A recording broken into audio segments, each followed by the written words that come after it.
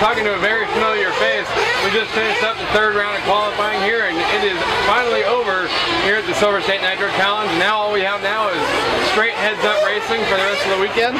They got some lower mains going on in the background right now, but we're talking to Ryan Lutz from Team Durango. He just wrapped up the overall TQ in the Pro Buggy division, which gives him what he and his mechanic were calling a quadfecta for the weekend. He wrapped up the overall TQ in Pro Truggy, Pro Buggy, and as well as Pro Electric 8CL Buggy and the 4-wheel drive short course class. Ryan, that's a heck of a weekend. Great weekend so far. Got to finish it off tomorrow. In that last round of buggy, it came down to you and Team Losey Racing's Mike Truey. You both had a TQ going into the final round, and you both had a second overall place finish. I believe Truey had a 0-4, you had a 0-2.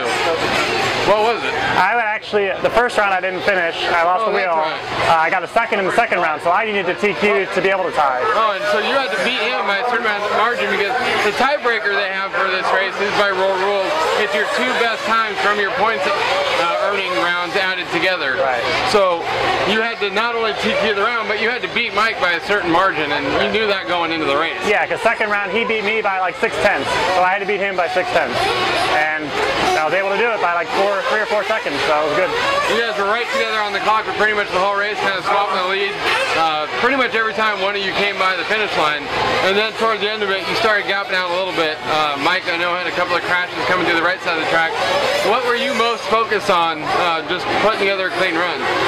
Exactly that, putting together a clean run. You know, my car felt awesome from the second my mechanic dropped it on the track, and I just wanted to stay clean and put in a clean run like you say, and I was able to do so. We've seen the DNX 408 buggy now go through a couple iterations. You guys have tried new parts, changing things around to really get it to work. It's quite a bit different than it was when it was originally released, but what do you think specifically you changed that have helped on a track like this? I don't know if it's necessarily just a new car that makes it better on this track per se, but for that round I went softer springs all the way around, kind of going back to my Cyclo Nitro Blast setup like I was mentioning before, and that's I think what made all the difference for this surface. And I mean, we've seen the track changing over and over, and yet last night's run was actually quite a bit slower. Is that because the track was cold and there was just less grip? Did they fix a couple spots on the track? But why was the third round today so much faster than it was last night? I almost think the track was similar. I think lap times were similar. I think we ran cleaner runs today. I think yesterday we had a lot of crashes because I know I was surprised to be up where I was at, making a few of the mistakes that I made. So really I think it was similar. I think maybe people can see better in the daytime. You know, the lighting isn't perfect out here, so maybe that was the reason. And you know, Mike Truey is a former winner of this race. You're going to be up against a lot of former Silver State champions. You've won a lot of big Nitro races, but not this one specifically. So what do you have to change kind of going into the main event tomorrow in order to do that, or is it really just you kind of have to approach every 45-minute main event the same way?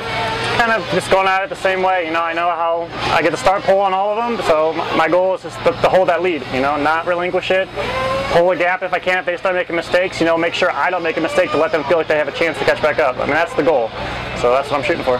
And then obviously you got the 2 electric classes up there tomorrow. Those are sprint races. I mean, I believe they're 7 or 10 minute races. So it'll be kind of nice to have that to break up the day tomorrow, or is it going to be kind of tough there with them running all the main events right at the end of the day? I think having the electric ones helps a little bit. Kind of, at least I can find the ruts. You know, short course I think is excellent for finding the ruts because if it hits them, it's flipping over. So I can really find my lines through the short course and then apply that to the Nitro classes. And in the electric buggy class, you know, we've seen a lot more of the pro drivers in the last few big Nitro races that we've gone to start running the electric buggy class just to get some extra track time. A lot of them talk about being able to try different changes on their cars, but that's a class that you've been running quite a bit. So do you think that your experience with that will help going into tomorrow's main event for that class? I think, going back again, I think the Cyclo Nitro Blast race a couple weeks ago was really helping me here. You know, I know a rough track, I know how to find lines and pick little lines and stay smooth. Everybody that's watching the racing is saying that everybody else is overdriving their e-buggies. And I'm just trying to keep it really smooth, find the lines, avoid the holes, and so far it's working, so hopefully it continues tomorrow. And how much does pit strategy come into play over a long main event? I mean, if you're averaging, you know, an 8 minutes on a tank, you're stopping 4 or 5 times for fuel. Right. So, especially with how long pit road is here, a pit lap is a lot longer than normal. Yeah.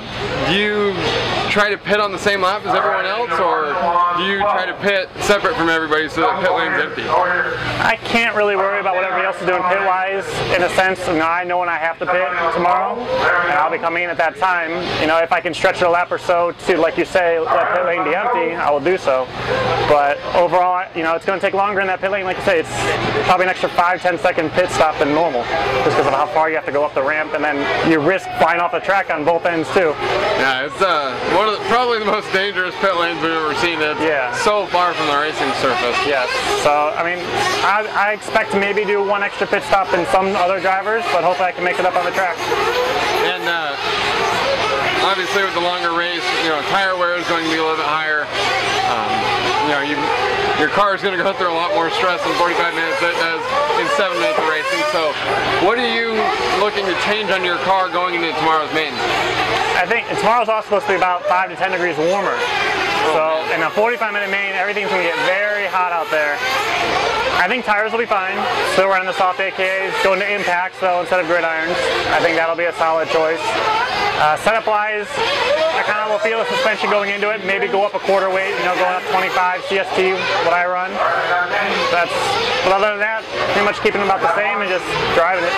Well, you did a heck of a job driving so far this weekend. Congratulations on 4 TQ runs, and wrap it up with overall TQ and Pro Buggy with a very clutch final qualifier today. Appreciate it. Thank you so much.